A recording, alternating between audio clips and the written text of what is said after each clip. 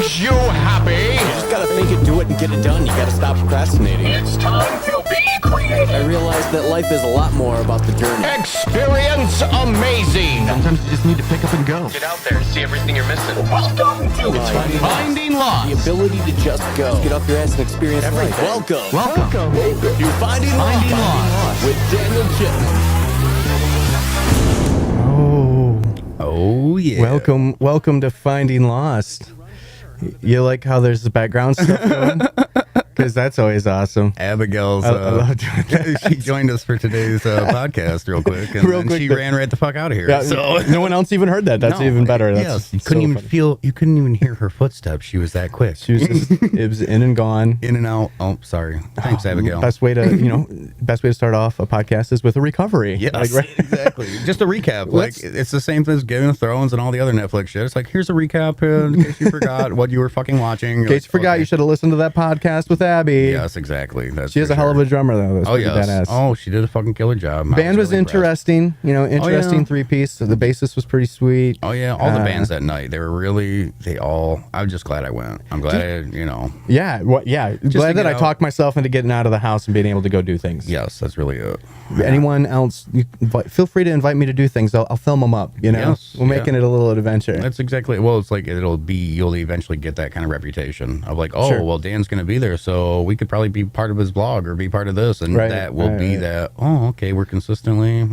Well, it was like kind of a bummer. So like, dude, like I've literally gone through like all the footage. I'm like looking at all the shit that I got from when we went on our Cinco de Mayo adventure. Oh yeah. And it's like I got all this content. You got all this content. I never really signed off. I was kind of distracted, honestly, by Elmer doing his thing, even though Elmer's thing was documenting me. It was just interesting. It kind of stopped me. I was like, oh, okay, well, he's got that footage. So I'm just like thinking mentally, like, oh, he's covering this.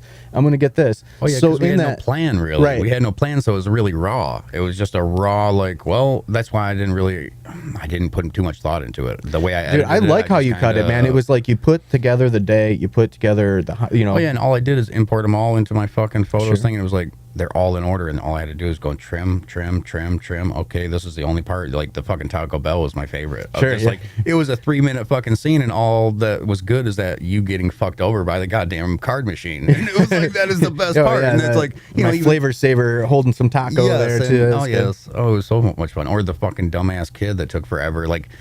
That whole moment. I know, and then there's the whole moment where the ass crack was behind your head, but I didn't get to show that. Yes, so that was the thing. It was like, man, I started cutting together the video, and I'm like, how much of this is really different from Elmer's? I'm like, all I got is like some more artsy shots of Flint with the GH5, and I'm like thinking, yeah, but the story's kind of already told, and now it's like a week later, and I just felt like, But then that's the thing is like by doing that, and like we could almost say that when it was given to me. Well, okay, I shot myself, I was in the frame more, so yeah, it's Elmer's World, and that was our first experience together. So then as after this, it'll be I thought it was great. Here's the main focus, and then you start doing the fucking like after that, you gotta pep in your step. I needed to own my vlog more while we were hanging out. Like I gave up a little bit of that. And it wasn't even giving up. It was just like, oh, hey, he's doing his thing, and I'm like doing my thing. Yeah, and then shit, I haven't. What were you doing? So I hadn't even done doing something. I was doing something. I was like, if I don't know what to do, I'm just gonna film Dan. I'm gonna document Dan because I don't know what the fuck to do. I really don't. It was that first pop in the cherry, going to a city. We already knew what Flint was like, but it's still the first time we're going out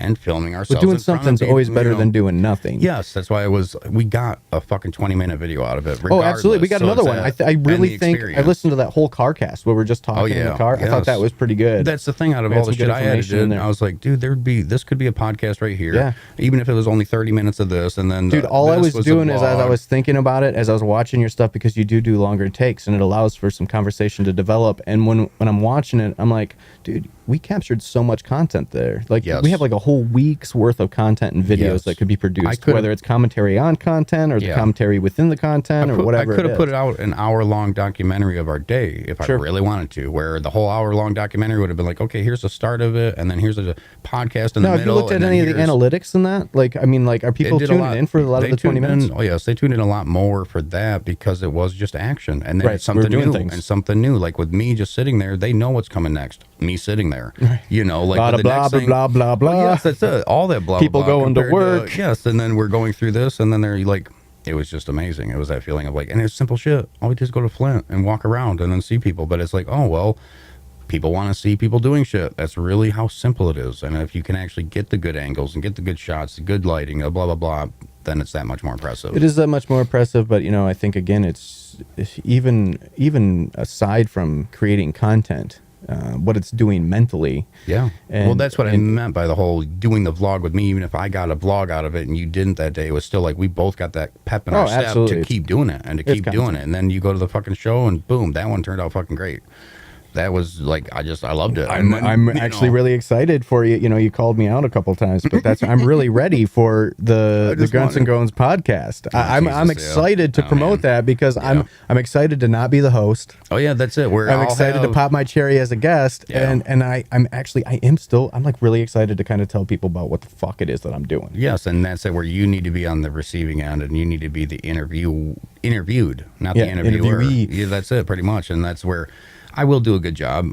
That's why I'm taking my time, because I actually do want to get some questions down for you that I actually give a shit to know. Because other than that, I'm not really curious about a whole lot. Because we've already talked. You tell me, do the vlogs on a daily. What you do, and that's the thing. So I'm really not curious about much until I actually sit down and think about it. And like, oh, well, here's the what's questions. Dan not talking about? Here's what I want to know. What he thinks about this. I want to crack this nut. Yeah. Oh, I love. Well, it's just depth. That's where the Grunts and Groans. I want it to be more of a shit show. There's nothing. It doesn't matter what we're talking about. It is a grunting and groaning, but I like depth. I'm a more depth kind of person, so I am gonna get some fucking deeper questions and more analytical questions and shit, and more that, okay, well, here's what we haven't talked about so far, and here's what I haven't talked about talked to Dan about, and here's what I haven't said to him, blah blah blah, all these kind of that kind of shit of just the.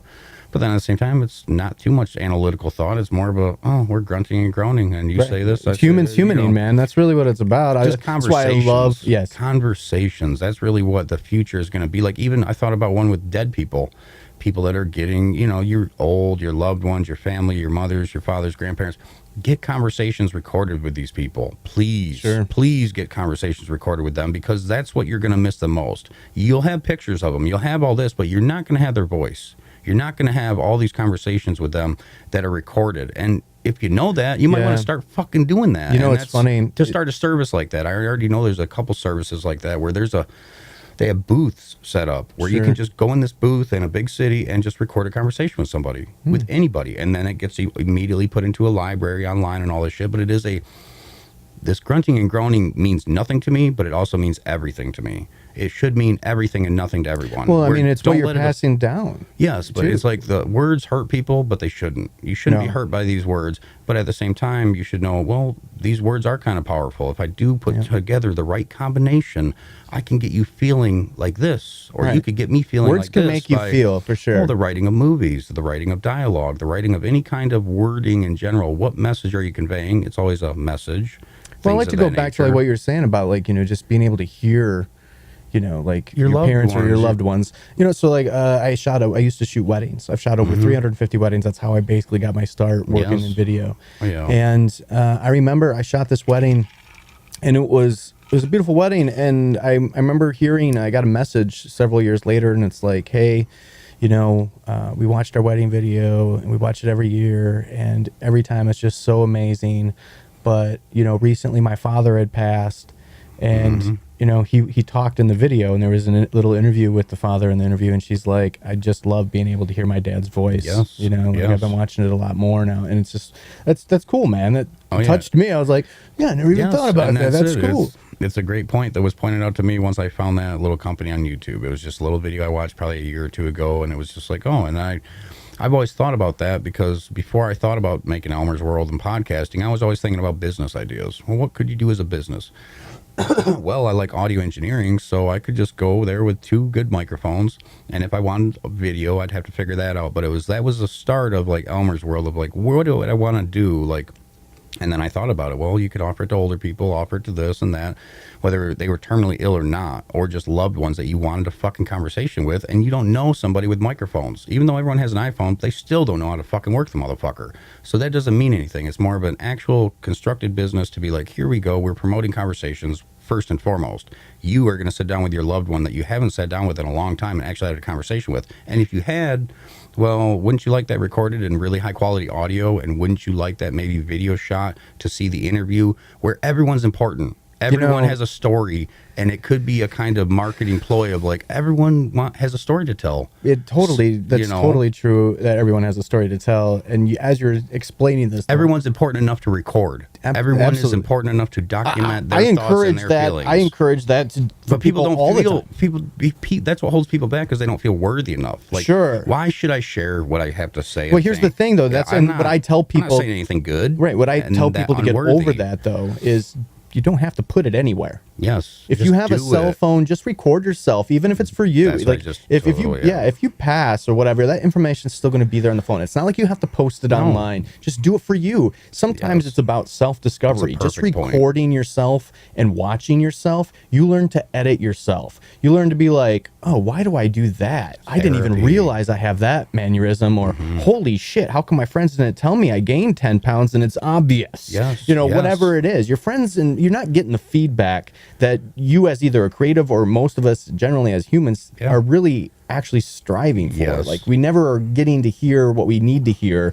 People are always pacifying us in some manner. They're humoring us. We want to humor you. We want to sugarcoat it. And it's like, I like the friends that don't sugarcoat it. I like them if they just said, you suck and that part sucks, and just tell me how it is, compared to wasting my time by sugarcoating it. Well, the problem is everyone always wants to get emotional with that. Well, like, as soon as you're told, it's hard not I spent a lot of time in this, you're going to tell me it sucks. That hurts my feelings. Oh, yes. But the reason why it's really hurting your feelings is because you're looking at it and you're like, fuck, they're right. I kind of agree. That's the problem. Then you're like, oh, well, yeah, I don't need to do that. Yeah, like, a lot of people just can't stop or pull it away from their face enough to gain enough perspective to actually. And it's hard. It's not super easy to look at yourself and have that self-reflection, but it is, like you said, even when you're looking at yourself. Recording yourself, though. I just went through this with my girlfriend. We're going through shit, or if we ever do go through shit, I don't just make videos for everybody else. I make them for me, and I just made one the other day where it was me or just a diary, almost a video diary of like, here's how I'm feeling,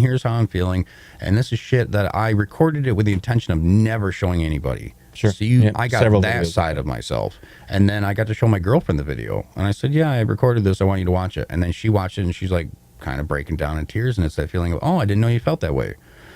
Well, because I recorded it not thinking you'd ever see it. So I was completely unfiltered, completely raw, completely just myself. And it really wasn't that bad either, though. It wasn't like I just went on some rant like, oh, you're a fucking cunt, blah, blah, blah. I fucking hate you. Like, no, it was more of a, here's me expressing myself in video format or audio format, and then I get to listen to it back and be like, whoa, I just worked through some shit right there. I didn't have to show it to my girlfriend, but I worked through some shit, and I got to realize that, oh, well, just getting it out and then getting a look at it, I don't have to feel that way anymore. And I know. Man, I honestly think about like if an expression, just to express and get it out. Well, you got to think like DeFranco. Okay, yes, like, let's just go there for a moment. Yeah. Like, because I thought about this, and I've had several mishaps where it's happened regardless, like just because like an audio issue or something else, where it's like, oh well, you're taking that again, and you're like, damn it, am I going to be as funny? Am I going to be as clever? But what always ends up happening, you 9 times out of 10, I mean, there's really only 10% of whatever you do that first time that you're like, oh, that's the keeping shit. Oh, yeah. But what you do if you do it again, you end up now with like 60% of like, oh, this is all great usable shit. You spit it out quicker. You've already kind of formulated, how you want to go into things. You've worked that transition out, whatever. And like, I don't like doing that because there's this feeling like if I'm going to do a vlog, like to me, like these vlogs that I'm doing Monday, Wednesday, and Friday, I want them to look like, hey, I spent enough time to like, if you're going to watch this, at least it's going to look good. I got some light set up. But again, they're supposed to be the simplest, easiest thing. They're supposed to take no time at all. They're taking me upwards of 3 hours to produce a vlog now. And it's like, when I'm on the road, there's something completely different. And where like even like what I produced for like the show. So like we just did the Avenue vlog. When you're watching that, I'm trying to, it's shorter than most of my vlogs, right? It's like less than 5 minutes. But there's action packed into that short amount of time. Right. And like that's the thing. It's actually with more cuts and more things, it's actually harder to keep people's attention because once you change to something new, you really only got 10 to 15 seconds again. It's constantly almost a reintroduction. Oh, yeah. And so even stretching it out for the bands, like, man, if you're not into hordes or whatever, you might drop out of that video before it even gets to like, hey, look, here's Elmer. And, then it kicks right in. That's the thing. It's got to kick right in and keep going. It had a good pace to it. I liked it because, and it's just that I'm not just watching it just because it's yours. It's like, oh, this is interesting. As the consumer, I put my consumer hat on. I'm like, yeah, that's the best. Well, and that's where it's like I'm more into doing adventures. Like to me, like that's where like you kind of almost hit it right on the pace of like what I'd like to accomplish in a show. Like a weekly show doing a weekly adventure could encompass some of the adventures, like small adventures throughout the week. Yeah. But the idea is to have like a 22-minute show, and if I can create something to around that time length and consistently and have a beginning, middle, and end, then in the end of producing something like you're producing a TV show. Yeah. Oh yeah. Well, that's the thing about YouTube is that you can produce the TV show that you can produce, and then it can get picked up from there. Well, sure, it can do anything. Or you could go pitch it to the Travel Channel and Netflix and all these other places. But I it's got like a million different travel show ideas. But that's what I'm saying is like with the Finding Lost, that's where I see it immediately. I'm just immediately, and even when I explain to certain people, I'm like, yeah, he's got this idea for a show that could probably be a Travel Channel show where it's the Finding Lost, and you do this, and you're, whether you're the star of the show or not, it's still going to be a fucking all about people, all about experience, all about the explore, discover, explore, film, discover. Yeah, explore, film, discover. But it's just exploring and discovering. Yes. And that it's very generic, but it's also something that I think is just human nature, and we're not doing enough of it anymore. As time's progressing, we're just too distracted to. And then there are exploring has become a new definition in the digital world. Yes, and it goes both ways because there are certain people like the van people, they are exploring more. So it's kind of like there are more people exploring, but there are a lot less, and there's a lot less because they're already happy with what they get on their screen. Sure. So it does make more people lazy. And then at the same time, people aren't as happy with what they get on their screen. So like, what, fuck it. I'm going to do this. I'm going to actually I'm going to group myself into this category here, but I think it ultimately ends up coming down to just, being able to lay it on the line. Like I think the universe responds when you're like, all right, balls out. Yes. I'm setting them on the line. It likes risk. It does. Life in the universe responds to that. Like when they're on the guillotine, when on the chopping block, and it's like live or die. You're gonna see results one way or the other. Put someone under pressure, or like I like getting people mad because then you get to see what they're really like, and that's really fun. It's just like getting someone drunk. You get them mad, you get them drunk. It's that feeling of okay.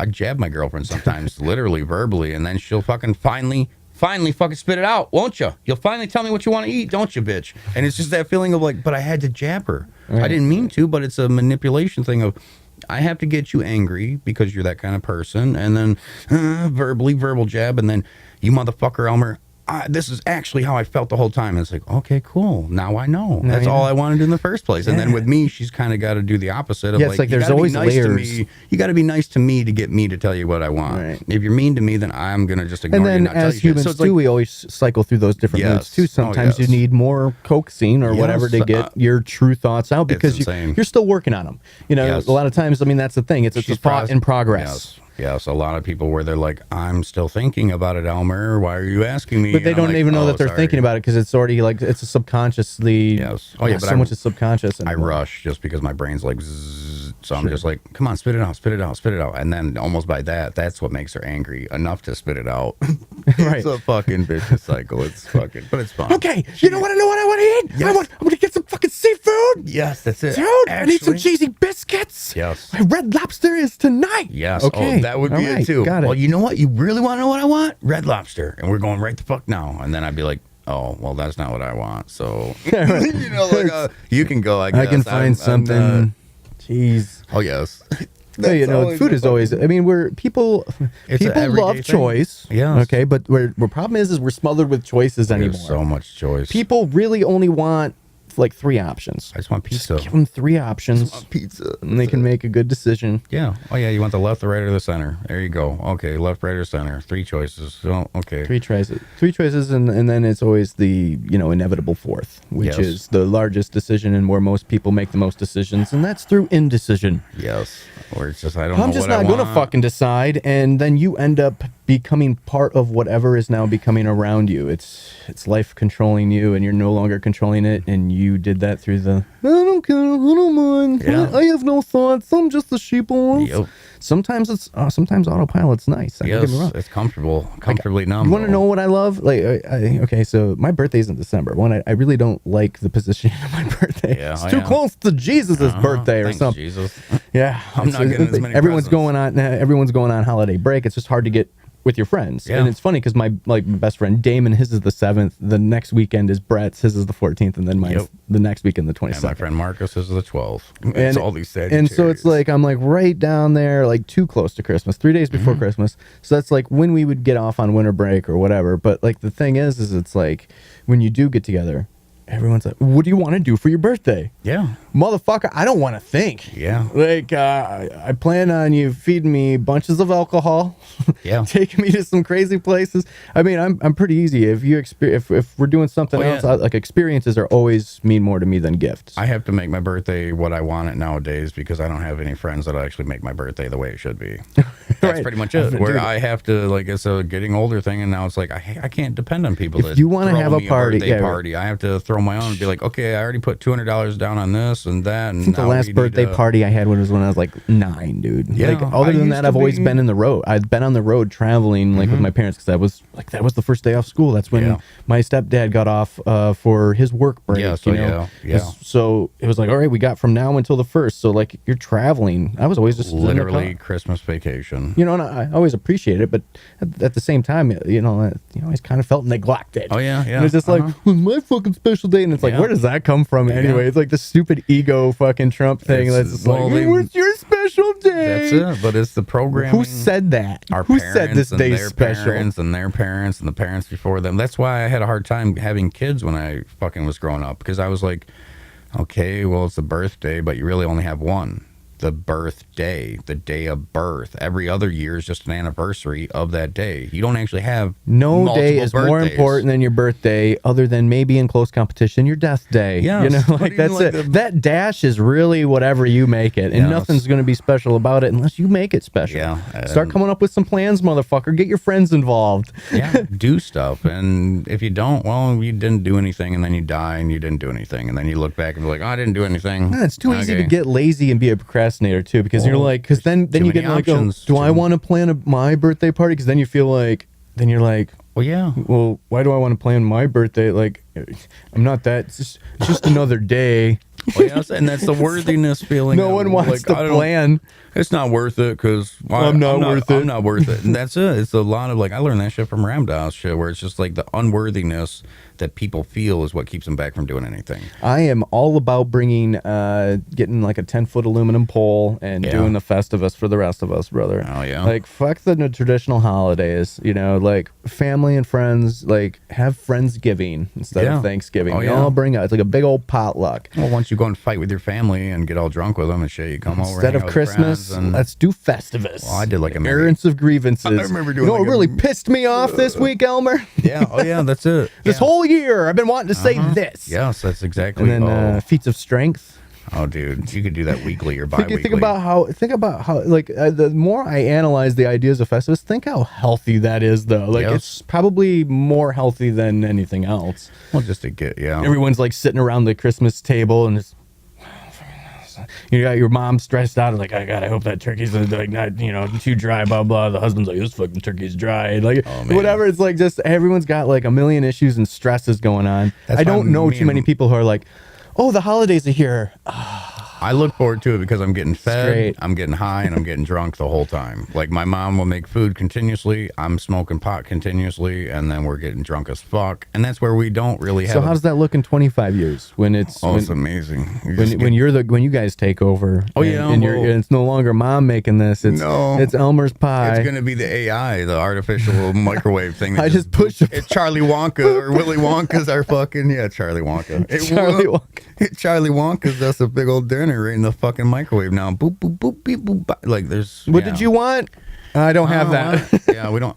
We just take our fucking food in pill format by then. You know, like to me, I'm getting over food, but I love food. Everyone loves food. We have. Who's not a foodie? I mean, it's kind of one of those necessities to life. I know, but I might as well enjoy what you're putting in your face. Yes, I try to, and that's why I eat shit. Though it's like I eat shit, I feel like shit, and then I eating that fucking hash brown this morning. Oh, dude, yeah, so good. Fucking McDonald's. Give you a little secret. Hash browns, barbecue sauce. Oh, that would be fucking killer. It is so good. And the best, that's where it's like you get those hash rounds from the like Burger King. BK, and then you're like, just dunk that in some barbecue, and I'm like, why is this so good? Yes, and why isn't it available all day? And oh my god, yeah, it's better than chicken nuggets. Oh, dude, better. The chicken nuggets are fucking. I don't even. I have a hard time eating them because I know how fucking poisonous they are. Everything is poisonous from McDonald's. Poison, and it's all McDonald's. That's the worst part about it.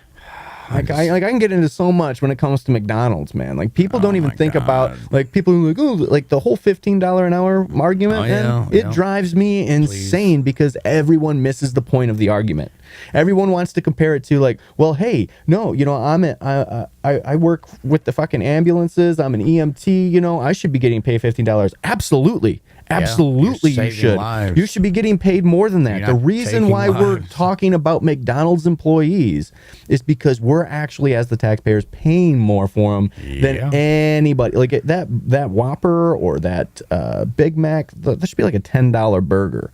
Okay, for real, not just the meal. Everything's subsidized. Like people don't realize that McDonald's employs more people than all of the branches of our military combined. Yeah, like when they wanted to do the Very Berry Flurry. They have their own university. They had to literally wait 3 years to bring that berry milkshake to market because they had to negotiate for a third of the world's blueberry supply. Yes. Like it's insane. A monopoly. People don't understand how many people they're employing. And the problem with that employment is they're not giving them enough hours. No. They're making too low of wages. Well, it's the same with Amazon and the same with where they run like this or Amazon like that. Is horrible. They're it seems like they're going to figure something out, but Walmart's worse. Walmart, all of them, but it's like they're all kind of just draining the world of its resources while fucking people over in the process. Oh, sure. No matter whether they're going to feed them this poison. Conditions or it's but here's the thing, that's what's crazy about like when you talk, like when I said, so the comment that brought it up is everything's McDonald's. Yeah. So when you're negotiating for a third of the world's blueberry supply, think about the control that you have on those on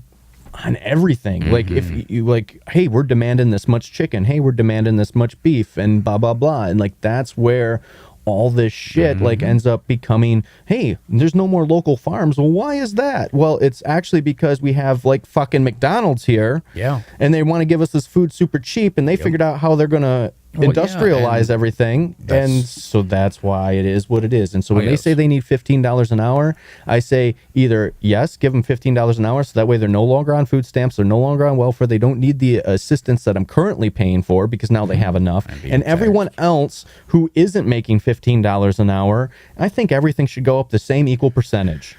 Yeah, every single fucking thing. Because all it's really doing is taking it's basically what should have happened a long time ago. I mean, we've been riding this inflation curve, and all we have is prices going up, and we're just at a flat plateau, man, of how much money we make. Yes, and that's it. And that's like the money system is always going to be fucked. The money system is always going to be that way. It's never going to go down. It's always going to inflate. That's just the economics of it. It can't go down. It can't. It physically fucking can't go down, and it never will. So make as much money as you possibly fucking can. Grab as much while charging more, but the money pool is less and less. And well, the money pool, though, is so fucking huge, though, and the money is getting created so much more every day. Like 97% of money is all digital. Sure. There's only 3% of physical money left, and it's like, okay, but there's more. Well, the only reason money exists in the world is because that money's owed to somebody. It's all it's all created out of debt. So it's like, but the feeling is there's more debt being taken on, more loans being given out. Like that Dan Pena guy, that's his whole system is basically about getting loans to buy businesses, to wrap them up as your own company, and then take that company public. And then you do that a bunch of fucking times, and you've made $1 million, or you made billions of dollars, or whatever the fuck it is. But it's like the money's out there. It's just the people don't want to fucking go to where the money is. And that's where nobody can really bitch, at least from what I've heard from Gary Vee and other people, where it's like, they're accurate. There's so much fucking money. There's more money in the goddamn world every second right now. Another second, more money, more money, more money, more money. Every fucking second that goes by, there's more money being made. And more as more money is being made. But what's it mean? Well, what does it mean? Currently what it means, what we're witnessing, what it means is does it mean the deletion of the middle class. Sell all the farm animals. Things are becoming more and more polarized. Yes, completely. Or gentrified or things of that nature. And we're going to, whatever the fuck it is, it's still a division. And that's what I hate. It's about dividing people compared to bringing them together. What we're trying to do is bring them together. What I'm trying to do, what you're trying to do, it seems to be that way at least. And people like us in the world compared to the fucking, I think that's the us and them. There is no real us and them, but there is to a certain degree on the behavior of the humans that we fucking deal with. these ones behave in the us way, those ones depend or behave in that them way of, oh no, it's just that fucking shit. So it's a money right, and there's a balance, and there's a fine balance, because it's the same thing too. Like I always tell people, like when it comes to the us and them, I think a lot of that is internalized, and it's because we're always filling the you bucket, which is like what I need and what I need as a human being and what I need for myself, or other people's expectations. I'm filling the expectation bucket, one or the other. You can't fill both. You only have enough energy for one, and what are you pouring it into? Yeah, and a lot of people pour it into other people, and then they feel completely drained, and then they're like, "Where the fuck have I been?" Life will always turn it around for you to realize, oh, you've been filling that expectation bucket, now it's overflowing, and guess what? You're empty. Yes, that you bucket is what you should have been working on this whole time. Yeah, and then you start working on that you bucket. When that you bucket starts getting full, and things are starting to really go good, that's when the shit comes. Yes. That's when, like, hey, here's this new person that you haven't met, and they now they want some attention. And hey, I think they want some attention, and oh god, now I don't even. I'm living for their expectations now. What happened to my you bucket? Oh, yeah. I stopped thinking about it. Why'd you stop thinking about it? I was happy. Yeah, I was feeling things. There is nothing more like transcending and damaging and than love, man. It's a poison. It's a sick poison. I love love. You can't help but not to. You're always gonna love.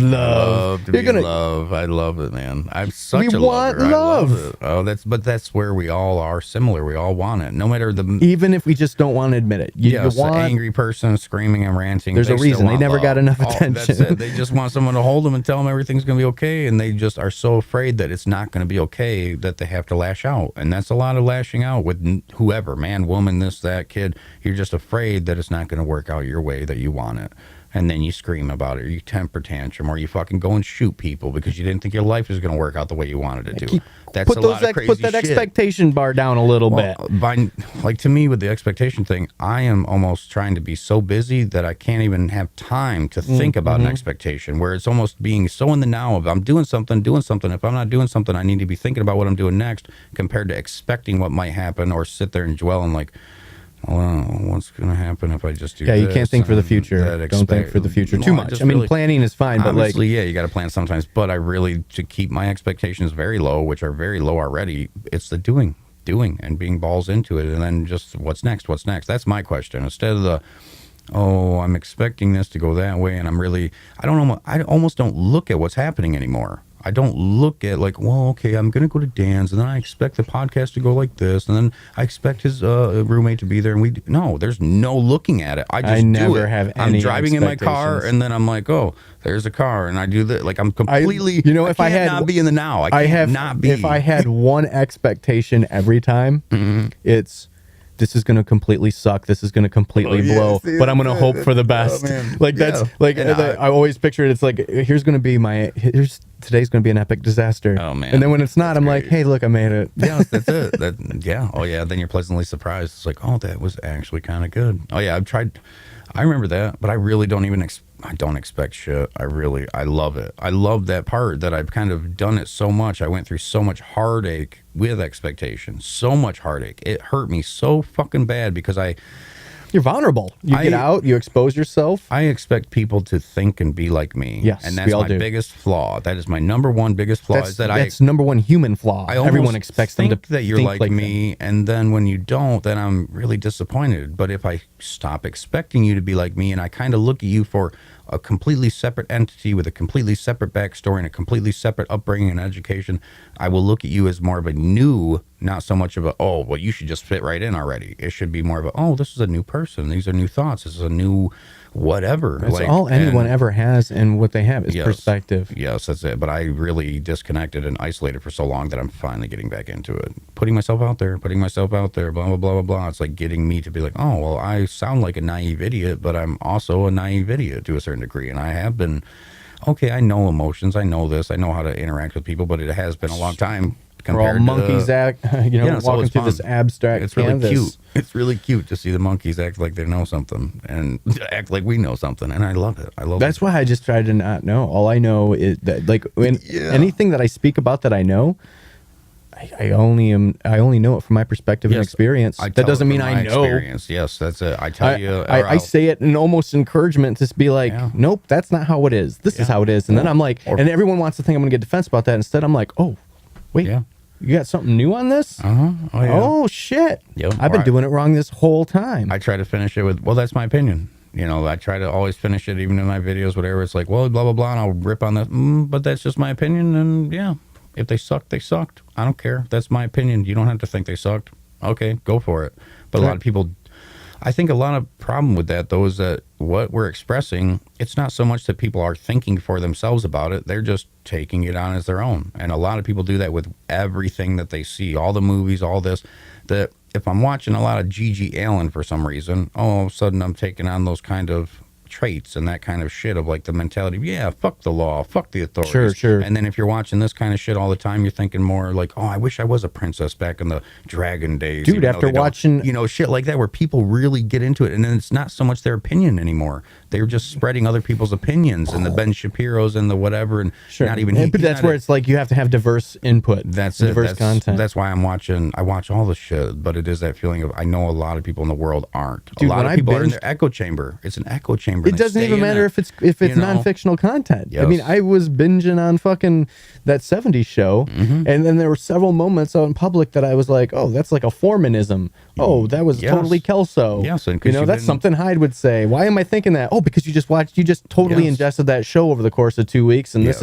this is what's firing in your head. And that's it. And it can be a good thing, or then it makes you more funny if you're watching some comedy and you're like, oh, yeah, now I'm more in a funny mood. Like me, if I watch comedy that day, I seem to be more witty and seem to be more on top of my shit. But if I'm just It always watching the cracks me news, up too. you Like know, everyone's like, I don't have time to listen to those podcasts, you know, like especially Rogan when they're like 3 hours yeah. long. And I'm like Yeah. thinking to myself, I'm like, you're taking podcasts wrong then.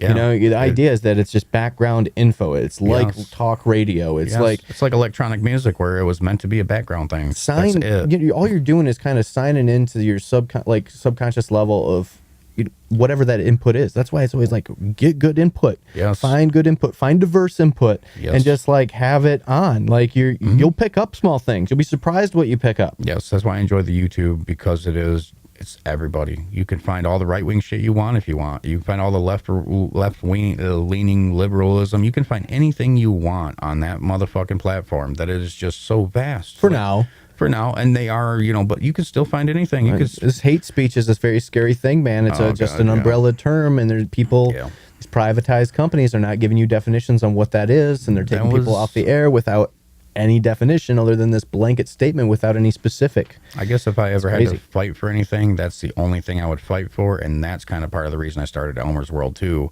or the timing, because it was more or less like I kind of sat on the sidelines of life and I observed it, and I'm like, I don't need to jump in. There's no reason for it. Everyone seems to be handling what needs to be handled, but now they're coming at everything and saying, well, freedom of speech and this and that, and you can't use these words, you can't say this, and that's where I've kind of, hold on a second, now you got my attention. I can't grunt and groan certain things. I can't slap my vocal cords together and say a certain word. It's going to offend you, and now it's against the law. To do Yeah, that, that's when I need to step in and say, fuck you, and say every vulgar fucking word I possibly can to show you that, oh, did I kill anybody by saying that N word and the F word and the C word and the this word and the that word? Did anybody die? No. Are your feelings hurt? Well, why are they hurt? Oh, because The conversation's just bigger than what they're capable of thinking in their head. That's it. And that's where I will be here to tell everyone, here's what I think. Here, if you got some time, I'll try to explain it. And that's it. And if you got the time, I'll try to explain it. If you ain't got the time, then fuck you, and you can go and fuck yourself. That's how I feel. Like, you don't want to fight for something that's the only thing worth fighting for me. Freedom of speech, because it's my vocal cords. You're literally going to say this is against the law to say a word, a certain word that is just a vibration on us. Like, you look at the biology, the fucking technicality of what we're actually doing. Bunch of hot air, taking a breath so you can get more air. And when you're talking, you're not breathing. So that's why people have to do that kind of shit. You know what I mean? I'm just saying, like, not to be too annoying to the listeners, but it is that making a point of that's the only point I think I ever will have to make. I'm not going to be a Bill Hicks and want to go and change your mind about this. I'm not going to be a George Carlin and make you want to do whatever. I'm going to be. But you should be able to fight for. I don't care what you say. I don't have to agree with you. No, and I don't have to that's agree. Where the hate speech comes into play of like, you can say all the hateful shit you want. I don't really give a fuck about that. It is when people are threatening violence and they're saying this group needs to be killed. We need to stab these people, shoot these people, hang these people. Let's meet together to do said things. That's when it is a hate speech. But I don't even like the word hate speech. I like the word, I don't even like the word. I don't like any terrorism word. I don't like any kind of, they're trying to terrorize you with the word terrorism. That's been used since 9/11, and that was when it was introduced. It's a terror attack. First terror attack. Everything else was just, it's the attack at Pearl Harbor and this and that. No, there were definitely acts of terrorism. I mean, that's like the original Lethal Weapon, video game. You're fighting terrorists and stuff like that. That's also the crazy thing is it was being pumped in movies and stuff before it hit the big shebang of, whether it's all coordinated or not, whatever. But it's that feeling of, okay, there's certain words they like to pump in. You watch the news enough and you see the programming. I almost watch the programming now. I don't see it as independent. I don't see CNN and Fox News as different. It's just programming. So you look at it and be like, oh, okay, so your people were programmed to do this today. Yep. Well, now go look at everyone and that it's all opinion-based news. Watch Fox News, people, and see everyone on Twitter that follows Fox News, and then you'll see what they're saying. They're saying what Fox News just said at 9 a.m. And same thing with Trump. They're reporting on opinions as opposed to facts. That's always so stupid. Everything is an opinion compared to a news story that just said 13 people died today in an explosion of this sort, and this I talked all monotone. I'm not here to look beautiful. I'm here to report the news. That's where comedy. Walter Cronkite. It's like the truth. If you looked at it as the truth, I'm here to report the truth today. Well, it's boring to just hear the truth. So that's why you come up with comedy. Okay, let's go into a room in a bar. Let's hear one guy stand up and tell his truth, and he's going to tell his truth about him and about the world and about whatever. But it's at least going to be true, and we're going to at least be entertained while we hear it, compared to somebody going up at a podium and just saying, okay, here's a list of facts. Yeah, but I think that's almost how the news should be. Like, the news should be very here are the things. I'm not reading this with inflection or bias. Why 27 minutes of opinion and not even 3 minutes of fucking just like something good? Like, they just tell you what happened, and then here's a fucking 20-minute piece about what we think. About what we're going to have these old retired fuckheads come in and tell us what we're they here think. for. We're going to, I know, that's exactly it. And it's just conversation. It's conversations that people need. They're not starting conversations. Mostly, anytime it's interviews on those shows, I just see the opposing party, no matter what it is, it's just getting railroaded. I love watching the people going into those interviews, and you see how how they know they're going to be on TV, and watching humans do that is fucking entertaining for me. I do it every time before the podcast starts. But I'm just saying, like Fox News, CNN, they're boring as fuck. Any news channel is boring as fuck.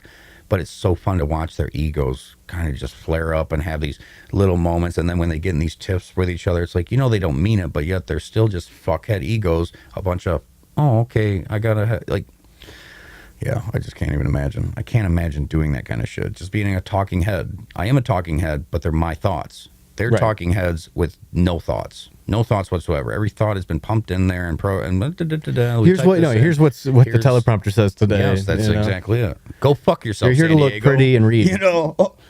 Yes. That's what it is. I find it interesting. So with the internet, like obviously the big scare, has been since it got voted on, is the whole net neutrality and what's going to happen with that. Yeah. And that's where I've been really getting excited about Starlink.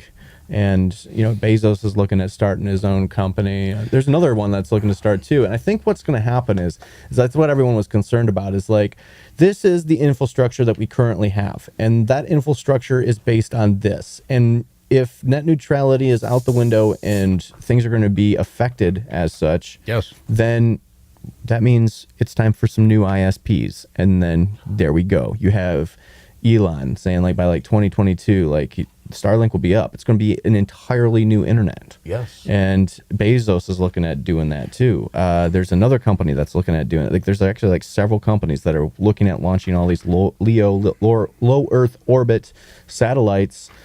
Internet should be extremely fast.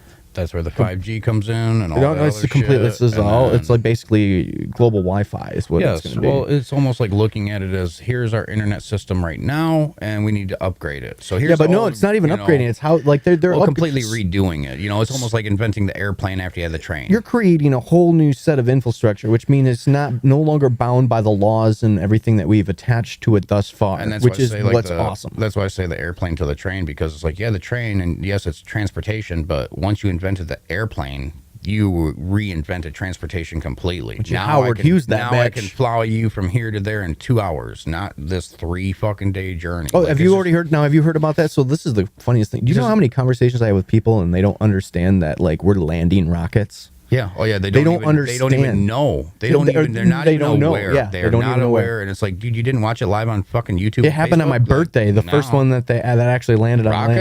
Rockets. Yes, on my birthday. Yes, and that's and been following it for forever, man. And like, so now that it's happening, like, so Elon's talking about like they want to have like a 24-hour refurbish area or time, but they're talking about like flying from here to wherever you want in the world in like 20 minutes. Yes. Oh yes. You know, because you go up in space and just land down. Yeah. Boom. Yeah. So Here you are. it's all the math. It's insane how much math and just intelligence and all the shit that we're just evolving. This is just the fucking baby Landing steps. rockets, and then he's got. Did you see the ship that he's got that has basically like this huge net to catch the fairings as they fall down? No, dude, I it's didn't see insane. So he's that. doing all this recovery stuff, which is like been big number one, first time any of this stuff is happening, and it's totally insane. Like the recovery, like the fact that flying on a plane used to like space travel. I mean, the equivalent is it's like flying on a plane, and then after you get to where your destination is, they completely destroy the plane. Yeah. Yes, that's it. why everything's so expensive. That's why NASA was looked upon as like, you're kind of stupid. Like Elon looked at it like, you guys are fucking retarded. Why would I just build something to use it once? One of the You biggest build things that something to, people like, don't even realize is keep going it on. going, I would think. You don't just build a bus once and say, fuck it, it made it to Florida. Destroy it. As you say SpaceX, and like a lot of people don't even, again, it's like that whole thing. Like America should be pumped up as hell about this because this is an American company. Like this is the first time in made in over America. 45 years these engines are made in America. Up until like, well, we still have contracts with them, NASA and ULA, like ULA. They're all getting their engines from Russia. Yeah. Like that's where you think these nationalists and they only have people- X amount of more that they can buy before they have to be produced themselves, and they're not even like working on it. It seems. Nope. It's like, what the heck? That's where Elon stands out among everybody, where he just stands out, and it's like, oh, you're thinking about the future realistically. You're actually thinking about it. You're going to be the guy that helps us get there. That's really it. There's nobody else like him. Like, he's the kind of guy that, like, man, they was just talking about this on the Rogan podcast that I heard, and I was actually thinking it was an older one, but they were talking about how the people who would make, like, a good leader should not be a politician at all. They should be people who are engineering and working on fixing the world's problems. Yes. The people who like don't have time and almost wouldn't want to, you know, those are the people who should have that honor and that designation because they're doing it and they know how to implement the infrastructure needed to create. Change is such a scary word for so many people, but if we don't realize that we need to have change. Oh yeah, but the leader thing is the scary part too, and that's where I think everyone gets their fucking egotistical problems from. Like, oh, I have a leader? What do you mean I'm not the leader? I'm just talking about someone that's guiding the nation in a direction as opposed in a unified direction, an unbiased, unified direction. I like what Rogan has to say about this topic, about how there shouldn't be just one dude in charge. That is kind of ass-9, and that makes sense to me, where it is like you need a council of people. Sure. But if you had a council of 12 people that it's not politics, it's no, there's a tribunal of some sort, but it is the fucking...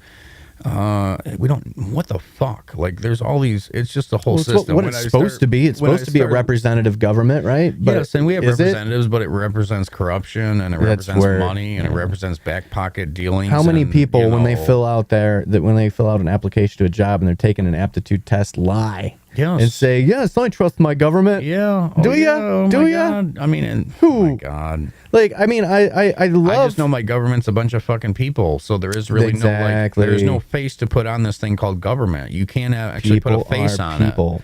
Yes, but it's like the government is okay. Well, the government is the CIA and the FBI, and well, okay. Well, what is that? Well, that's just a building with some numbers and letters, and then they got these people with some numbers and letters and this title and this and that, and they go to work in these monkey suits, and then they investigate these kind of actions and things, but they're just a bunch of people. So that's all government is. So I don't get so mad at the government anymore. I used to when I didn't understand what the government was. Honestly, a lot of it's not even government.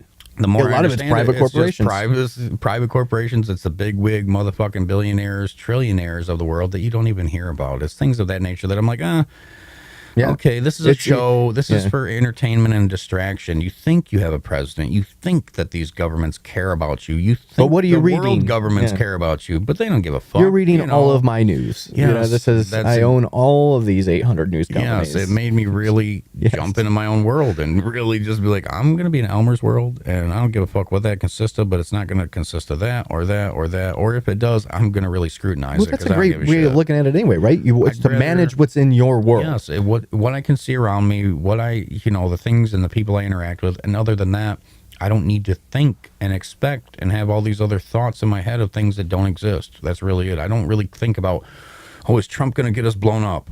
I don't think about that shit. No matter how much in the news they're like, North Korea could do this or Iran and Iraq could do that. It's like, I don't give a fuck. If it does happen, I'm going to be right where I'm at, wherever the fuck I'm at, and I'm going to die, and it'll be great. I don't give a fuck. Like, what the fuck do I have any control over it? Oh, I think I have control?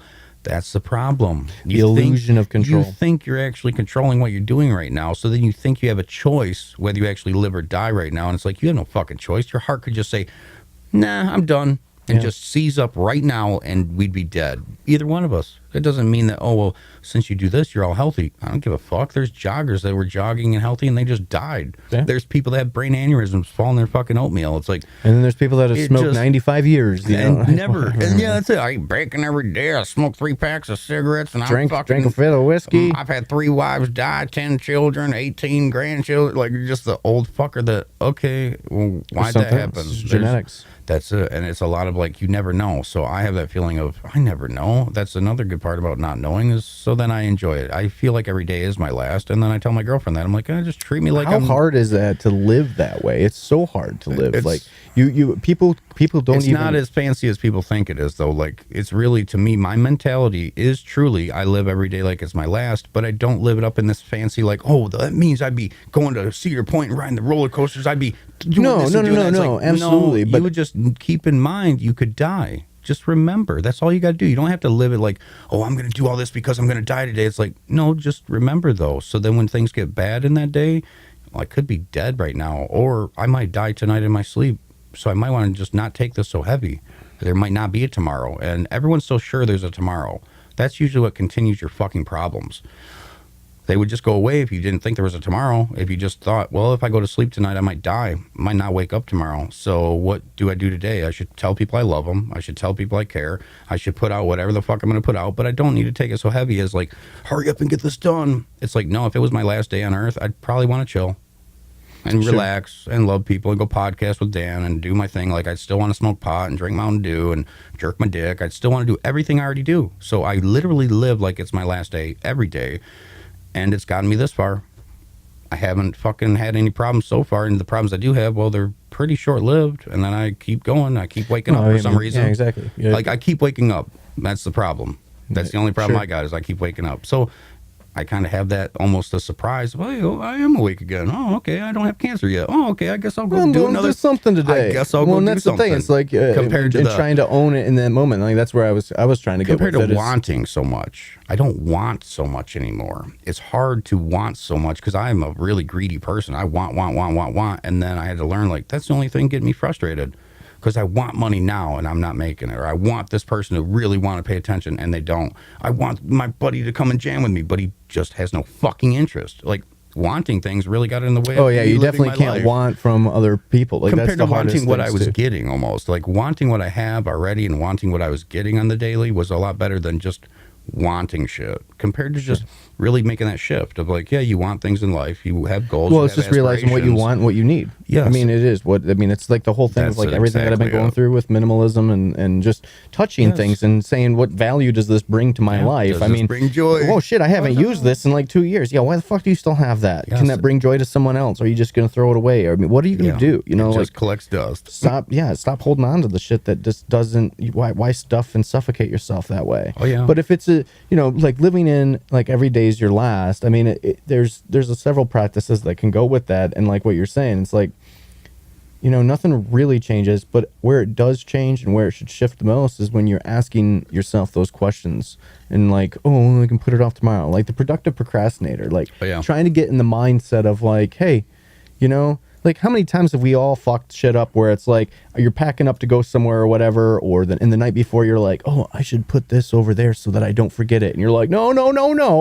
You'll remember it. You're going to walk in here. And what do? You forget it. Completely. And you already reminded you to do it. Forgetting. Yeah, you remember reminding yourself to do it. I've done it too and many like, times. how many times is it just that gut? Like, how can we tune into that frequency, listen to that gut, listen to that instinct, and just make decisions? Yes, it's hard to get in tune with yourself, because I am really, it was almost a bringing myself, instead of focusing on this and focusing outside and, oh, that girl over there is looking that way and that guy's doing this, it had to be a bringing in. So now I feel my body more. Sure. I am more conscious of, I do need to readjust myself. I'm sitting in a shitty position. And like, that's the balance. Before, I would have just sat here for 3 hours and not readjusted myself because I wasn't that aware of it. And I have brought my consciousness more into my body of, oh, I don't need that much. I don't want that much. I do like wearing the same clothes all the fucking time. I do like doing things like this nature, like whatever the fuck it may be, compared to wanting so much more, where other people want new clothes every week. Other people want new shit, new this, new job, new car, new whatever. I don't really want a bunch of new shit. I like new experiences, but I'm not into materialism. Well, experience is going to be where what it really ends up paying off, and what you're doing with your time, that's how you're managing your time. That's what makes your life,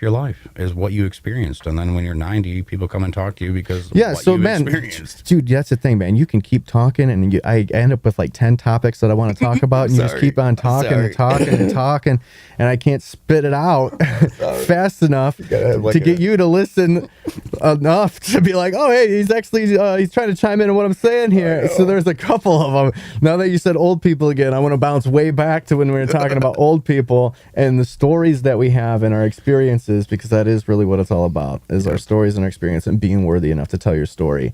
And everyone is. And you got me thinking. I mean, my roommate, he works at like an assisted place. I don't know exactly what exactly they do. I don't think it's like the conservation club or anything, but to me, like, now all of a sudden I'm starting to think, like, how many cool old people are there, and how cool would it to just be like, hey, I'm going to set up a camera, I'm going to set up a light, and I just want you to talk about, growing up. I want to hear your story. That's it. And not to sell to their kids, and not to sell. If they want it, they can have it. I think it's more about, like, I'm excited to hear their story, especially how fascinated I am, because we're witnessing a transcendence and growth in history. Like, things are changing in front of us, and what's taken the last 20 years in growth is now going to happen in the next 5 to 10. It's just, and that's going to keep on escalating, and it's going to be harder and harder to stay on top of, and it's going to be easier and easier to forget where we came from. Yes. And that's where those stories, I think, are going to be the ones that are important to hear. Mm-hmm. Oh, yeah, I have the same feeling. And that's the whole thing of, like, Story Hour with Nana Wilson or whatever. Man. It doesn't really matter, because it's like, that's how I felt about it. And, like, to me, that idea, I'm not attached to it. That's why I shared it with you. If I was attached to that idea and thought, oh God, I need to keep that one for myself, it's and you still got your idea, sell it. But I'm just saying, like, I literally, that's how I feel about life, though. In general, it kind of gives a more emphasis on how I do live. Of like, I'm not. Elmer's open source. There's really no expectations. There really isn't. There's no expectations of, oh, well, yeah, that's a good idea, and I should expect to maybe keep that and expect to make money from that and expect to sell that, because it's a prime example of, oh, I gave you an idea that you could do way better than me. You already got the fucking shit. Yeah, but we would do it. I want you in that. It is that kind of point that I love that kind of shit. I love giving away whatever the fuck it is. I wish more people wanted to. I wish more people didn't want to hoard their good ideas or hoard their whatever. Sure. And it's just that kind of, like, just the point, just the emphasis on that of, like, man, I really want to be that guy that, you just, here you go. Oh, you need to learn how to do this. Boop, boop, boop, boop. Sure. As long as you subscribe, cool. You did me a favor. I don't need your money. I really don't. I just want your attention. Want to help you. You want to help me? Cool.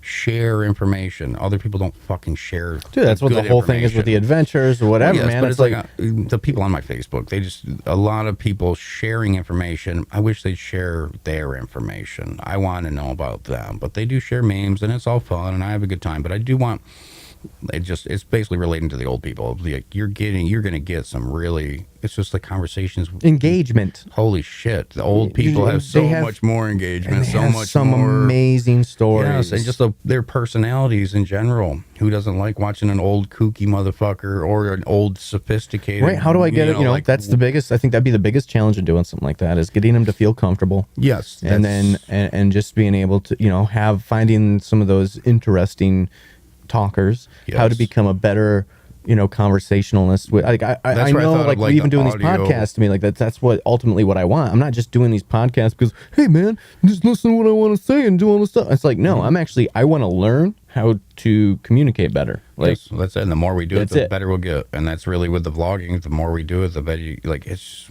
And you're fine. As you are becoming more in tune with me and whatever I'm doing. I'm also becoming more in tune with me and what it is that I'm doing. That's exactly it. And it's a mutual growth. It's a symbiotic thing, and you're just getting to lay witness to it. Like the girl that I was talking to at the show, who's 38 and doing something similar. She's like talking about how like, I got my channel, nothing's launched yet, and I'm like, big mistake.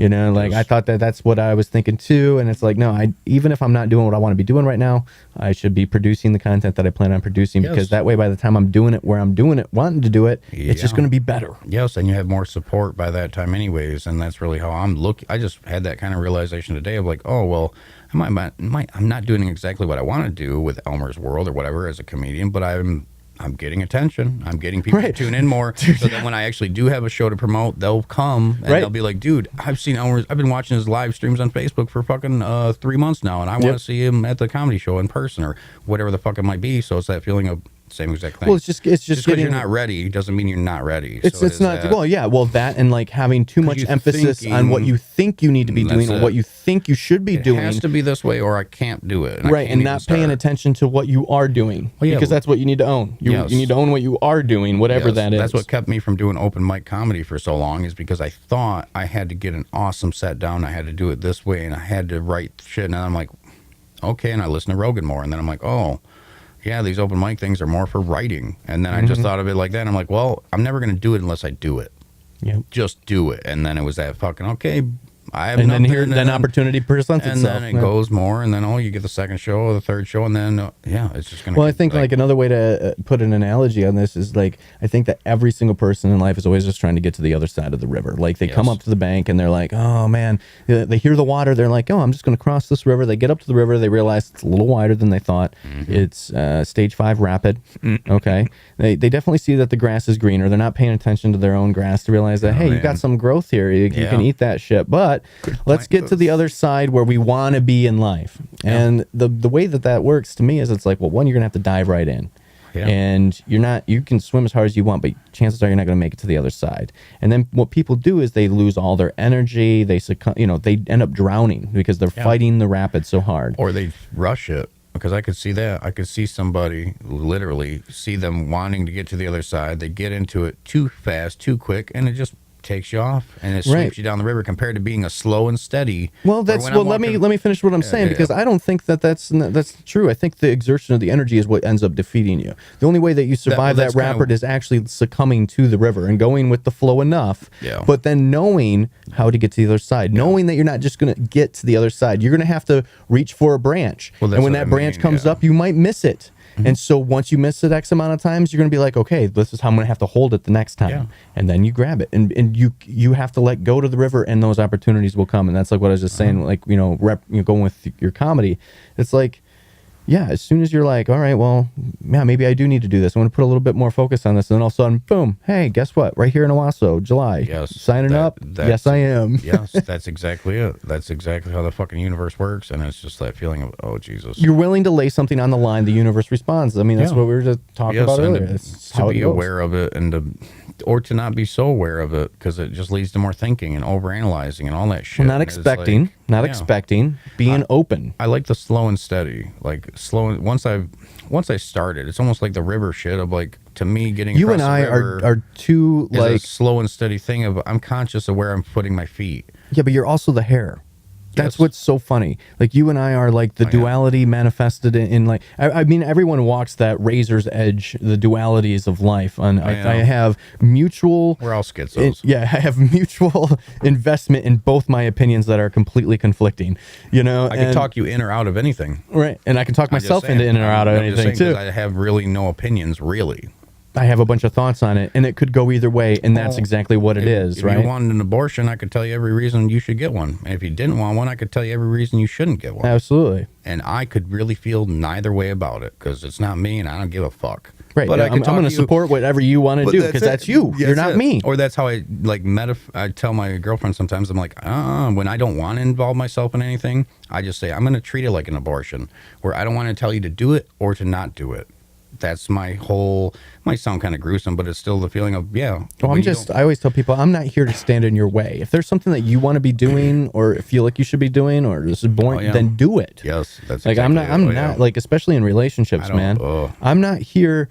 You're here because you want to be here. Yeah. I'm here because I want to be here. Otherwise, what are we doing? If you don't want to be here and you'd rather be doing something else, someone else, other things, then your actions, like that's where it goes to gut instinct and love sickness and whatever. I mean, people will show you exactly how they're going to treat you, whether they're telling you and lying to you and denying it. They're physically showing you what they're willing to put in. Yeah. And whether you want to look and you're see not or listening not. to it. You don't listen to the actions, man. People don't. A lot of people don't. Oh, yeah. It's a hard one to look at. Oh, yeah, that is too. But I think about it as like I like fire inside of people. I like seeing that passion. Yes. And sometimes those are the crazies, man, right? That's where like I see red flags and I'm like, ooh, fire. Yes. You know, it's, excitement. At least it's going to be warm. Yes, right? It's going to be exciting. I like exciting bitches. I love exciting bitches, and they're usually crazy, and they're usually fucked up in some way, shape, or form. And then the ones that aren't fucked up, who isn't? they're boring. I mean, like that's the thing. It's like when I see people that are like all like just great people. Yeah. You know, like, I mean, there's definitely some out there. Like, the only thing that really carries when you meet someone who's, like, genuinely great. Like, they have this posture, and it's like they're genuinely interested in every interaction that they are encountering in the moments. And it's like, wow, how do you do that? Like, I'm physically watching them, and I'm, like, thinking, like, how can you be so interested? How can you not have an opinion on that? Or how can you continue listening to that, and then like how did you steer it that way? It's like good conversationalists are good, like just good people, because people flock to these people. When a person is like that and they're in a room, people just gravitate towards them. Yeah, I love it. That's my favorite. It's my favorite to be that person for that night, because it's not that I'm always that person, but I enjoy being that person for the certain nights that I am. I never feel like that person, but I definitely feel like there's moments or conversations where I've been like, oh yeah, man, like even the other night, dude. Like there's this guy I was talking to out and smoking a cigarette, and dude, he was like, man, you just said something like that I've been needing to hear. I've been working on this in my head for a while, and you just said it, and I'm like, hey man, what it do? Yeah, that's it. Yeah, right. It's all the right timing, right? It's those are signs to me that the universe is working the way it's supposed to. Where it's like, oh, okay, I just hit you with something. We had a good connection. Same thing I had the other night with the show, seeing the guy the same homeless guy, having that connection. Oh man, I remember you. I don't forget a face and blah. Just having that. There you go. Okay, something's going right. Yeah, connections. I mean, and like what's really interesting too is like when you meet people. And like you can it's almost instantaneous on some people. Like you like, whether it's just a genuine interest or whatever. But like, I mean, this goes for like friends and bros. Like it just any relationship, animal, like friendships, whatever. Yeah, being just another person that you're like, hey, and it's like that. There's that thing, and it just kind of happens like immediately. And whether either one of you want to acknowledge it, you both kind of did, and like that's the thing. It's like, I could see myself hanging out with that guy or whatever. Or, hey, yeah, she's really cool. I could see myself going out with her, or whatever it is. And it's just very interesting how it's like it's that gut thing. Yeah, well, it's like I see you inside me. That's how I feel about it. Well, that's the first thing that we see through anyone else is like how much of ourselves do we see in someone else? Not everybody, though. Nope. Me and you might be that good that we do see that, but not everybody. They don't see you at all. They barely see you. Like I've no. That's because they're looking at them and you. Oh yes, but they're looking at them and you, not you for you. But I'm saying they don't even look at them and you. They're looking at me as a completely separate entity. I've had that look so much working at the gas station, working at these jobs, being the fucking bum, supposedly. You get that look of they're not looking at you like you're them at all. They don't see themselves in you what's so fucking ever. Sure. They only see, what the fuck are you doing? Judgment, but those are those type of people, man. That's us and them, though. That's being open, or even how you think about compared to people. how when I look at people, though, I know what's running your body is the same thing running my body. So I know that's what I recognize. That's the thing I can recognize, whether it's a thick ego or mine's a thick ego that day. I still have that soul recognition, and that's all. Yeah, the encompassing factor of we're all in this together. We're all fighting something. We're connected more than we think we are, and just because it looks like you're in that chair and I'm over in this one, well, that's just your body, my body. Cool. I believe we're more than just a body, but that's a whole nother fucking thing. That's just it's like I get really spiritual. We are the universe. Well, it is. It's you're always looking at it. Sure. Whatever it is, whether it's the God or the love or the unconditional love or the awareness or whatever word you want to put on it, it is like you're always looking at it. So until you realize that, it's really hard. It has hard days. This ego and this brain has a really hard time living this life if you feel disconnected. If you feel isolated, I'm in my house all alone and nobody's here with me. Well, fuck, man. I can go in my head and be with a million different people right now. Or I can sit in front of YouTube and be with all the best dead people ever. I can go hang out with George Carlin any fucking time I want to. I can go hang out with Bill Hicks and all these other people and spiritual You're not really speakers. here, and it's just so weird.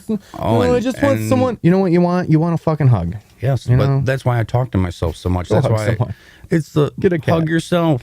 Hug yourself. I was just talking about this the other day. Like, love yourself. I really wish people love themselves. Sure, it's hard. Because then how much does Elmer really love Elmer? Shut the fuck up. I love Elmer so much, though. Otherwise, I wouldn't be videotaping the cocksucker right now, and I wouldn't be coming over here to promote him even more, because Elmer is infatuated with Elmer. Elmer thinks he's the coolest. I think you ride that duality just like me. Like some mornings you wake up and you're like, fuck Dan Chipman. I am more depressed than anybody. The fuck you think you're doing with your life? Oh, yeah. Oh, I'm such a cynical fuckhead where I just want to shit in everyone's oatmeal, and I just want to piss on your face, and just for the fuck of it. Just to be like, I'm an angry prick, and I feel like shit about myself, so let me fucking shit all over you. And it's like, okay, well, you're a dumbass prick, Elmer. And those are those moments where I'm not perfect. I'm never going to be perfect. And that's the thing, is like embracing that you're not perfect. I will be perfectly me, though. Yep. So whatever the fuck that is, and it includes the black and the white and the up and the down, but you're going to love me or hate me, but you're going to figure out. But I love myself more than you'll ever love me. Absolutely. More that's than always what anybody will ever love me. More than if I had 1 million people watch me right now, I still love me more than you fucking love me. More than my girlfriend loves me. I love myself more than anything. And that's where that balance comes back in, man. It's that when you're filling the you bucket. Yes. And you do start loving you. Well, it's just funny.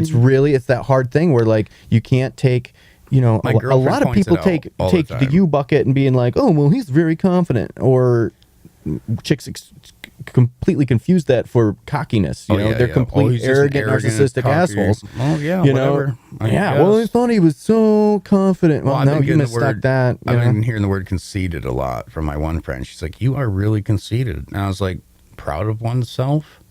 I was like, "Okay, I guess I am. So I guess I am conceited. But why is that a bad thing?" Oh, because you were told it was a bad thing, and just like the word selfish it has a negative connotation. It does have a negative connotation. Forget about that. Fuck it. Well, why should we care? Well, that becomes part of it, because then you're thinking about expectation. But that's where the you bucket thing is coming all in play for me. That's where you make your own rules, though. Make your own rules, and why do we care what other people say? We have to love you. You have to be selfish enough to be able to have your bucket of self-love. But once you have that bucket of self-love, it's about now you have the confidence, you have the strength, you have enough love for oneself to be able to share that love. Yes, but I could have taken her comment and been all negative about myself, like, man, she thinks I'm conceited, and I could have really ran with society's thoughts about conceited and been like, I need to just go be depressed for a day or two and not put out any content because that girl told me I was conceited. But then Elmer's like, fuck you, bitch. I don't give a fuck what you say because I love me. And exactly. And then I looked up the definition. What's conceited mean? Proud of oneself or highly proud of oneself. I'm like, okay, that's pretty accurate. So you're not wrong. So you're not a bitch. You're actually telling me the truth. It's the only problem is this truth about how conceited is negative. And to me, and how we interpret it with that emotion. But then I'll just change it. I just immediately change it. So it's that feeling of like, I wish everyone knew they had the right to change everything. Exactly. You have the right to change any definition of any word you want. You know why? Because, well, you're the one using it. And if I use the word conceited in a bad way, then that's only because you think it's bad. That's where I get into lost in textulation, buddy. That's why I rather engage in a phone call than an all-day conversation that you're reading, no matter whatever's influencing you on your day and how you're feeling one way or about another, or this guy just fucking cut you off and now you're reading my message and you're thinking I'm mad at you because the question was kind of left open-ended because I had to be semi-short because I was busy or whatever. Exactly. I and didn't it put a just smiley creates all this other bullshit when, hey, we could have had this wrapped up in 5 minutes, talk here, blah, blah, blah, yep, love you too, blah, done. 5-minute conversation compared to 3-hour texting. But that's what the whole thing about the relationships are anyway. I mean, like, we talk about this, and my mom's always so depressed, and like, you know, talk about loneliness as an epidemic, even when, no matter if she is with someone or not. And like, the thing is like, that's the problem. She never has enough juice in her U bucket. She's always filling that expectation bucket, and that's why she's never satisfied in any of the relationships that she has. If you're not happy with you, you're not happy with them. You're really not. You can't love other people unless you love yourself, and then other people. And it can be a hard task to figure out how to love yourself, but that means that also gives you the freedom to be able to just get out and start doing random things. And see what sticks, see what looks like, see who you're engaging with, and seeing what those engagements become. And then it's the easier route to stay indoors because it is hard. Like, that was my excuse of why I never went out. Well, it's too hard to get together with everybody. It's too much money to pay for the gas, to drive to Lansing, to do the show, to blah, blah, blah. Like, I would rather just stay home, get high with my girlfriend. Dude, Abby even offered to cover, like, she's like, hey, there's a $7 cover, you know, if you need me to take care of it. I'm like, but it's because I appreciate that offer. She knows you're promoting, though. She does know you're going to be doing the damn thing. But it was like, it was nice. I thought it was very sweet, but then I'm like, but I wouldn't expect, like, if I was having an event or something, I'm like, I might offer a couple people, be like, yeah, dude, come on and get in. But in the end, it's like, dude, if you're showing up to something that I'm trying to put on, then she seems like a sweet person. That's why she said it. You know, that's really it. I'm just like, it's that simple. I'm just sweet, and do you want me to cover that for you? It's like, no, I'm okay. I didn't even respond until after I was like in there. Yeah, exactly. Don't be doing that. Yeah. You know, like I will anyone who wants to cover my parking though. But I was like, there's no pay for parking. No. Thank God. I enjoy that venue though. The Avenue venue. It was really nice because that's the second time I've been there. First time for you, and it's like, oh, that's a nice spot. I could see myself going back there plenty. So I commented on the food because all the food that I seen had looked delicious. Oh God, and I definitely munched off your guys' food. Dude. And, but it was definitely good. It's definitely really good. Well, I didn't know what to expect, and then Right, you're talking about like, and you're like, oh yeah, we're going to this bar. I'm gonna get a greasy bar burger. That's all I was thinking. I'm at that psychedelic meeting. And I'm like, okay, I'm gonna do this, and then I'm just thinking, okay, I'm gonna get a burger, I'm gonna get some fries, get a nice big beer, blah blah. No, it's all vegan, and I'm like, okay, but then I'm lucky. Oh, my date knows all about vegan shit and orders me the fucking right thing, and I'm like, oh, okay, this tastes like meat. Yeah, okay. And then the fucking guy behind, I actually basically got what the bartender always gets. Because I'm like, I don't know anything about vegan shit, dude. What is meat? He's like, oh, well, I'll hook you up, man. He's like, get this, get a fried egg on top, get a whatever. I'm like, double bacon. I'm like, oh, okay, sounds good. There we go. We do have some meat. Oh, it's so delicious. It was fucking swine. Killer. Man. I just bacon, man. It's just meat in general. I don't know. I'm an animal. I'm a fucking animal. That's it. I don't eat that much in general, but yeah. You got all this property, man. And do you hunt? Oh, I have. I used to be a big hunter until I got spiritual, until I got all like home into shit. Well, it was like it was my stepdad. He's always a big hunter, avid hunter. Go deer hunting. I got like a little fucking button buck when I was 12, 13 kind of shit. Got a spike when I was older. When was the last time you went? Probably when I went bear hunting, and I got a bear when I was 17. I shot like a 350-pound black bear. It's like 15 years ago. Yes, that's exactly it. Where it's like because it's been one of the things that I've been wanting to do. I'm like, even if it's not something that I end up gravitating towards and being like, I need to do this every season. What I want to do is have the skill. Provide your own meat. I want to be able to have the skill. If shit hits the fan and there is no more McDonald's and there is no Walmart and I'm out in the middle of nowhere with just my van and yes, I want to be able to provide for myself. And that's another thing that makes me grateful for my family because we're all hunters. We've all I don't hunt anymore because I feel like why do I need to shoot this thing? Like sure. If I would have been conscious as I am now when I was 17, I probably wouldn't have went black bear hunting. Like there's no reason to kill a black bear. I really don't need to. Crazy about that. Well, I'm just saying they do. I don't like the inhumaneness because I don't like. Would you guys eat the bear? Oh, I had 200 pounds of black bear meat. It was fucking amazing. Well, there you go. I got the bear rug from it. I got the bear rug. I use this and that, but it's still like me personally now, it's like I don't hunt. I went hunting maybe last year, but I took a gun and I didn't even load the motherfucker because all I wanted to do is look at nature. All I wanted to do is go sit out in the woods and smoke a joint in the fucking shack and just be one with nature, because that's my meditation nowadays. Is like, and it's only one of my many meditations of I did just rewatch that old podcast with Rogan and Duncan, not Fred Bear.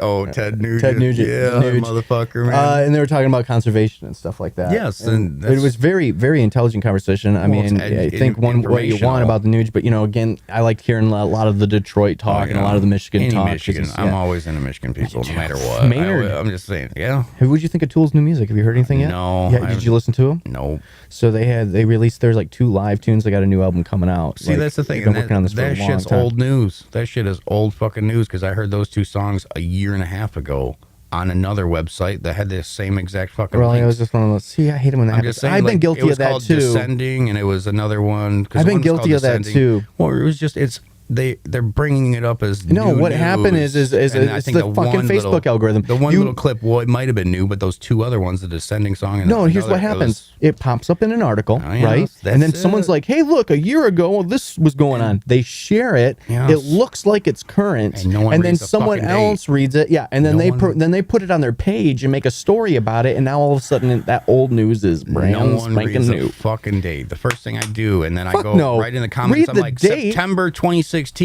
Question mark. Read the date, Elmer. Who reads the article? They read the headlines, and then they or they angry, or they whatever. And I mean, Jesus. I used to be in the habit of, for a long time, I would just share shit to my page just so that I could read it later. Yes, I'm so glad that there's the save button now, where it's like, I just save so much. Or I just share it for only me. I used to do that a lot. Instead, before the save button, I just share it only me. Blah blah blah.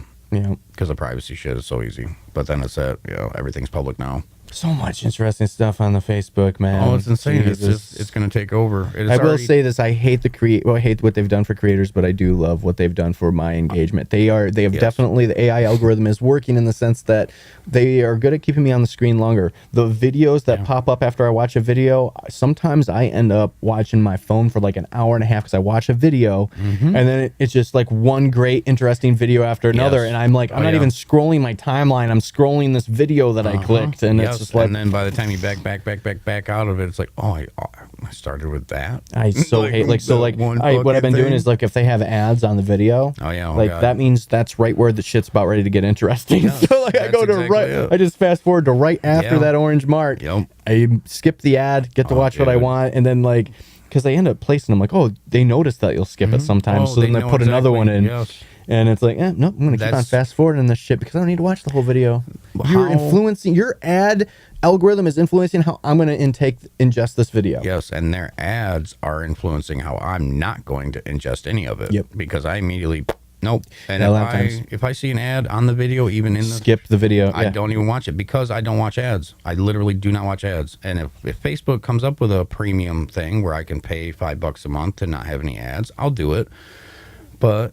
fuck it. YouTube I think the answer is beyond Facebook. I think that's the thing. It's going to become... to me, I came up with one, and I'll just share it. It's like a penny place. Like a penny place Facebook, where you take Facebook and just make it where you start with $1. You get $1, I get $1. You sign up with your PayPal or whatever, and you create your account. Cool. Now, every person you follow is going to cost you a penny. So you can follow immediately 100 people, but you're going to give them a penny a month to follow them. And then vice versa. So then the more followers you get, the more pennies you get, and the more money you're going to be getting because you put out good content. So then it would actually be such a low price that anyone could join, as long as you got $1 on your PayPal. Anyone could fucking do that. And then you just keep it like Facebook. And then you would make better content because not only is there a monetary incentive to do it, but it's also, hey, you kind of keep it down to like who you're engaging with. Yes, you only like people that you're willing to pay a penny. And it's only a penny a month. And then obviously you take some of that for the company, the penny place to actually run and shit. But it would still be such a low cost and have so much. You'd have to have so many fucking people on it. But it's still that idea that I've had of just monetizing Facebook in a way where then I'm not going to like your shit unless I'm already paying to kind of see you. But I don't want to pay people $1 a month. I don't want to have fucking, I follow 100 people and I pay $100 a month to be on Facebook. No. But if I followed 100 Yeah, if I followed 1,000 people and paid whatever the fuck it is, 100, and then it balances itself out. Yeah, I'm so shitty when I'm mad when I'm Where'd you go to it. school? I know, Corona. I went to Look at Corona. 100,000 for $1. No, Yeah, no, exactly. don't think that's how that works. Yeah.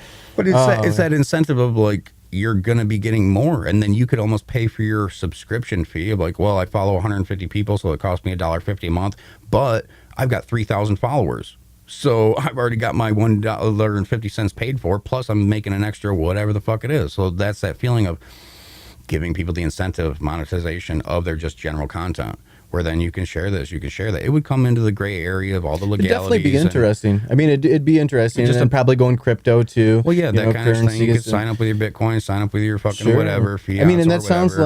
like there's a guy that actually was just on Rogan too, and he was talking about he had a very Yes. similar idea. Something very that was, similar.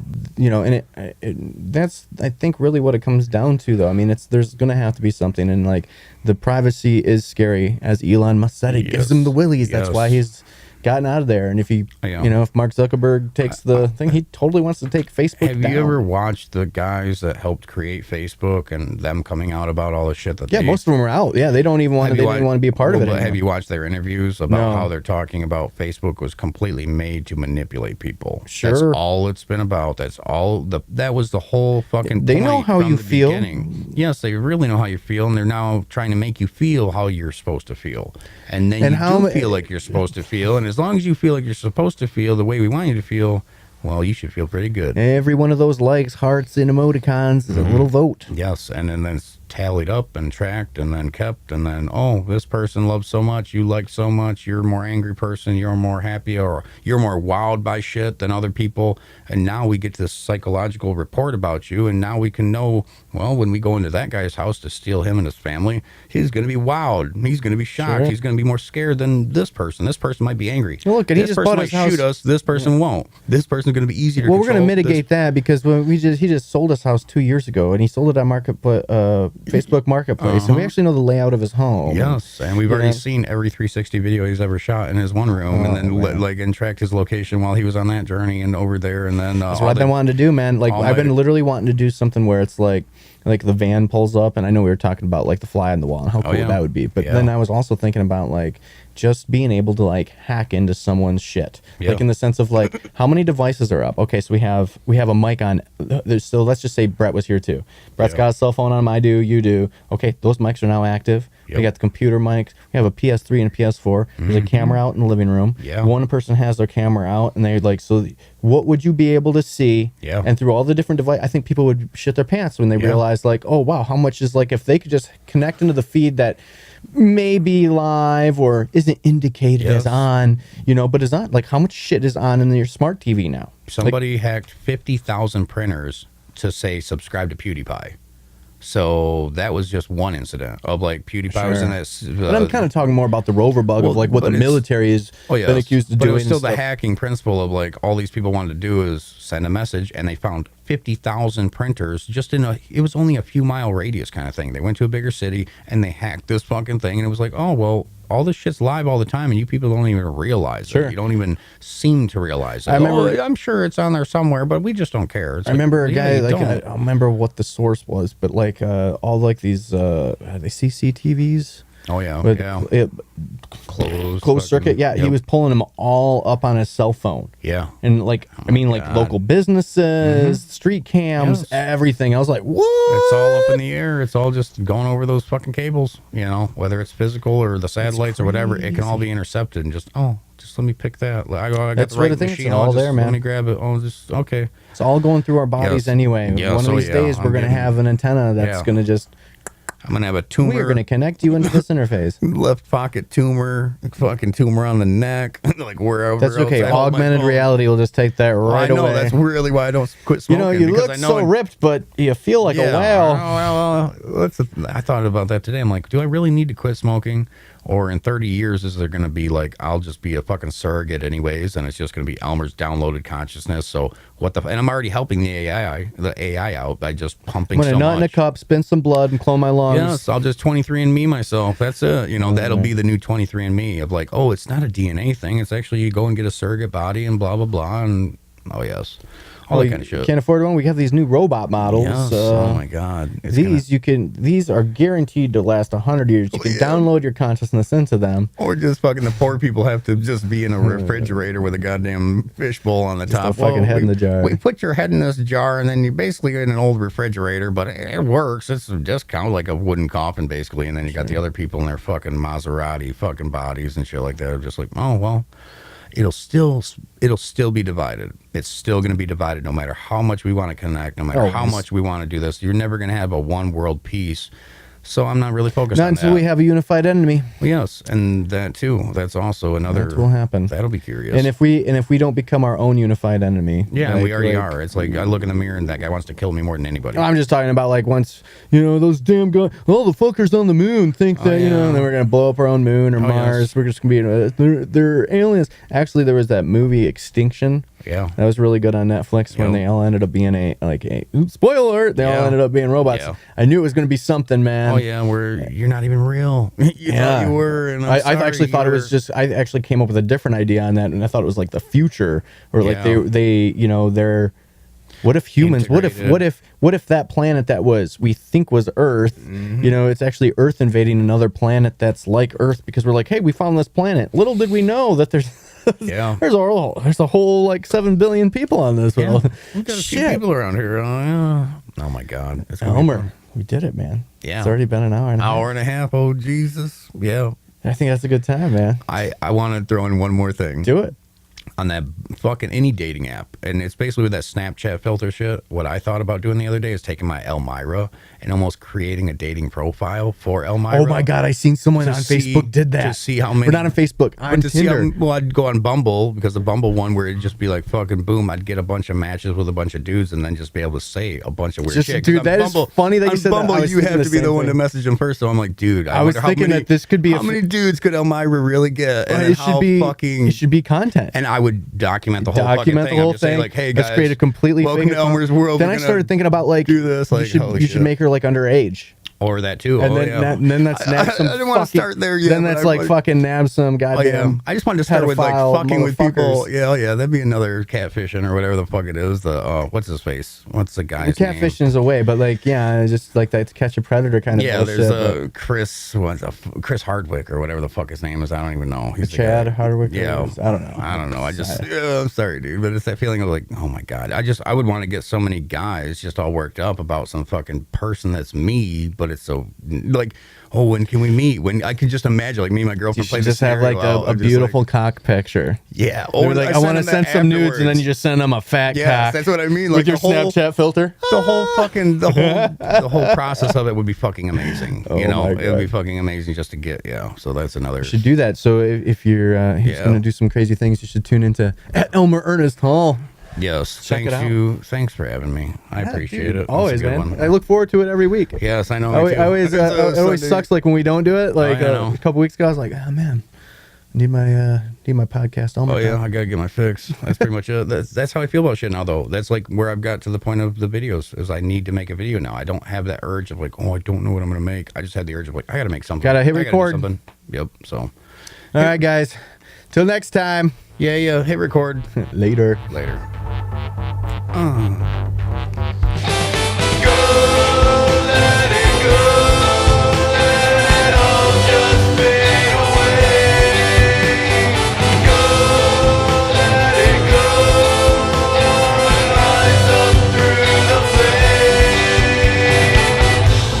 Don't forget to click that subscribe button if you haven't done so already. You can also follow me on any of these social media outlets at FindingLostWDC or visit FindingLostWDC.com for the latest adventure updates. Thanks again for watching, and I'll see you next time on Finding Lost.